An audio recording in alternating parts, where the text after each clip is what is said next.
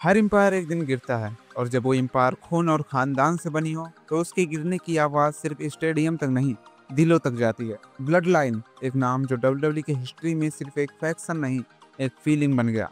Roman Reigns, जे उसो, Jimmy Uso, solo शिकावा और Paul Heyman, ये सब मिलकर एक ऐसी कहानी लिख रहे थे जहां पर फैमिली, लॉयल्टी और बेट्रेल के बीच का फर्क धुंधला पड़ गया था।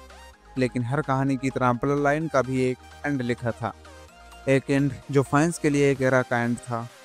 इसको हम 5 पार्ट के द्वारा समझेंगे। 5 पार्ट में इसको हमने डिवाइड किया है। तो पहले पार्ट में हम लोग देखेंगे द बिगिनिंग ऑफ पावर, दूसरे पार्ट में ब्लड लाइन गोल्डन एरा, और तीसरे में द फैमिली क्रैक्स, चौथे में the fall of an empire, पांचवें में द आफ्टर मथ। तो पहला part the beginning of power, इससे शुरुआत करते हैं। डब्ल्यूडब्ल्यूई एक अजीब फेज में था, पैंडमिक, एम्प्टी एरिनाज और अनसर्टेनिटी। लेकिन उस डार्कनेस में एक लाइट जली, Roman Reigns heel turn tribal chief. ये नाम सिर्फ एक कैरेक्टर नहीं था, ये रोमन रेंस का रीबर्थ था। उसका लुक, उसका टोन, उसका एटीट्यूड सब बदल गया। वो बेबी फेस नहीं रहा, वो लीडर बन गया, एक ऐसा लीडर जिसे दर्द से ज्यादा पावर पसंद थी। जब जे उसो ने रोमन रेंस को चैलेंज किया, वो मैच नहीं, एक फिजिकल वॉर था। रोमन रेंस ने जे को सिर्फ हराया नहीं, उसे तोड़ दिया। और उस मोमेंट से ब्लड लाइन का फाउंडेशन रखा गया। पॉल हेमन का प्रेजेंस, वो सिर्फ मैनेजर नहीं था, वो हिस्टोरियन था, स्टोरी टेलर था। और उसने कहा था, this is not a faction, this is a dynasty. Chapter 2 blood lines golden era, 2021 से 2023, ये वो टाइम था जब ब्लड लाइन ने डब्ल्यूडब्ल्यूई को रूल किया। रोमन वर्ल्ड चैंपियन था, उसोस टैग टीम चैंपियन, और हर एपिसोड में उनकी डोमिनेंस दिखती थी। फैंस के लिए ये फैक्शन अलग था क्योंकि इसमें सिर्फ बेल्ट्स नहीं थे, इमोशंस थे। जे उसो का स्ट्रगल, जिम्मी का लॉयल्टी टेस्ट, सैमी ज़ेन का इनोसेंस, ये सब ने एक नॉर्मल स्टोरी लाइन को सिनेमा बना दिया। एक ऐसा बंदा जो कॉमेडी में आया था लेकिन फैंस के लिए एक ट्रेजिक हीरो बन गया। उसकी हर हंसी के पीछे गिल्ट था और हर प्रोमो में सच चिपका था। 2022 रॉयल रंबल से लेकर 2023 एलिमिनेशन चैम्बर तक सेमी वर्सेस रोमन की कहानी ने फैंस के दिल जीत लिए। मॉन्ट्रियल में जब सेमी हार गया तब डब्ल्यूडब्ल्यूई फैंस को लगा कहानी यहीं खत्म नहीं हुई, लेकिन असल में उसी दिन कहानी का क्रेज शुरू हुआ था। अब हम देखते हैं तीसरे पार्ट को, द फैमिली क्रेज। जेउसो का कॉन्फ्लिक्ट, मैं भाई हूँ पर बंदा भी, ये लाइन हर फैन के दिल में घुस गई थी। जे रोमन से डर भी रहा था, प्यार भी करता था। जिमी लॉयल भी था, कंफ्यूज भी। और सोलो सिकावा वो साइलेंट सोल्जर जिसे लगा था कि वो फैमिली के लिए लड़ रहा है, लेकिन धीरे धीरे वो रोमन का पपेट बन गया। पॉल हेमन हर वक्त रोमन के पीछे था, पर अंदर ही अंदर उसे भी मालूम था ये एम्पायर एक दिन क्रम्बल करेगा।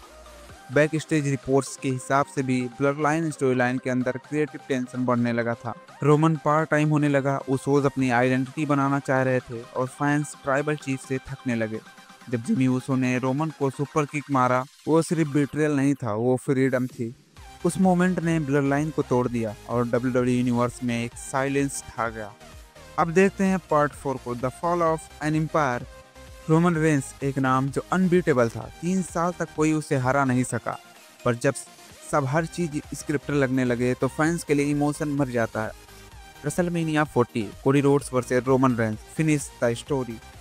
ये टैगलाइन सिर्फ कोडी के लिए नहीं थी, ये डब्ल्यूडब्ल्यूई के लिए थी। रोमन हर चीज से लड़ा, कोडी, जे, जिम्मी, सोलो, लेकिन इस बार स्टोरी उसकी कंट्रोल में नहीं थी। उस रात ब्लड लाइन सिर्फ हारा नहीं, वो एक्सपोज हो गया। रोमन रेंस, जिसे कभी ट्राइबल चीफ कहा जाता था, अब एक ब्रोकन मैन था। सोलो सिकावा ने अपना रास्ता अलग किया, जिम्मी और जे दोनों अलग दुनिया में चले गए, और पॉल हेमन वो सिर्फ खामोश रह गया। बाद में उसने भी विट्रेल कर लिया। एक एम्पायर जो फैमिली से बना था, वो फैमिली के हाथों से ही खत्म हो गया। अब बात करते हैं पार्ट 5 की, आफ्टर मैच। लाइन ने डब्ल्यूडब्ल्यूई को वो स्टोरी टेलिंग दी जिसमें हर वीक, हर प्रोमो में फैंस को रियलिटी दिखी। लेकिन जब वो कहानी खत्म हुई तो फैंस के दिल में एक खाली जगह रह गई। रोमन अब भी एक लेजेंड है, लेकिन उसके चेहरे पे वो आंखों की रोशनी नहीं है। उसके प्रोमोज में अब वो हंगर नहीं, सिर्फ नॉस्टैल्जिया है। डब्ल्यूडब्ल्यूई ने एक मास्टरपीस लिखा, लेकिन उसका एंड रश में लिख दिया। ब्लड लाइन का एंड हमेशा ग्रांड होना चाहिए था, लेकिन वो बस एक क्रिएटिव डिसीजन बन गया, और यही दर्द फैंस के दिल में बाकी रह गया। वो फील, वो घुस बम्स, वो साइलेंस जो सिर्फ ब्लड लाइन दे सकता था। खानदान के नाम पे बनी थी कहानी और खानदान के हाथ से ही खत्म हो गई। रोमन ने सिर्फ टाइटल्स जीते पर अपने लोग हार गए। ब्लड लाइन अब सिर्फ एक मेमोरी है, पर डब्ल्यूडब्ल्यूई के लिए ये हमेशा एक वार्निंग रहेगी कि कभी-कभी सबसे बड़ी हार वो होती है जब तुम अपने लोगों से जीत जाते हो। एक साम्राज्य था जो दर्द से बना था और जब वो गिरा तो आवाज़ नहीं आई, बस एक खामोशी थी जिसमें फैन्स ने अपनी साँसें रोक ली थी। ये वीडियो मैंने पोएटिक सोल में बनाया है क्योंकि मुझे पोएट्री का बहुत ज़्यादा शौक है, मैं गज़ल-वज़ल लिखता रहता हूँ, तो मैं उसी हिसाब से वीडियो बनाता हूँ। ये नहीं कि बस डॉक्यूमेंट्री टाइप मैंने बना दिया, मैं इसको एकदम फ़ील करता हूँ, फिर उसके हिसाब से लिखता हूँ। कुछ लोगों को समझ भी नहीं आया होगा ये, लेकिन जिनको समझ में आया, काफ़ी तगड़ा लगता है ये। और मुझे मैं व वैसे स्क्रिप्ट लिख सकता हूँ, ऐसा लिखने में कोई प्रॉब्लम नहीं, लेकिन इस तरह से लिखने में ज़्यादा मज़ा आता है मुझे। तो मैं जो भी वीडियो बनाता हूँ, इसी टाइप का बनाता हूँ।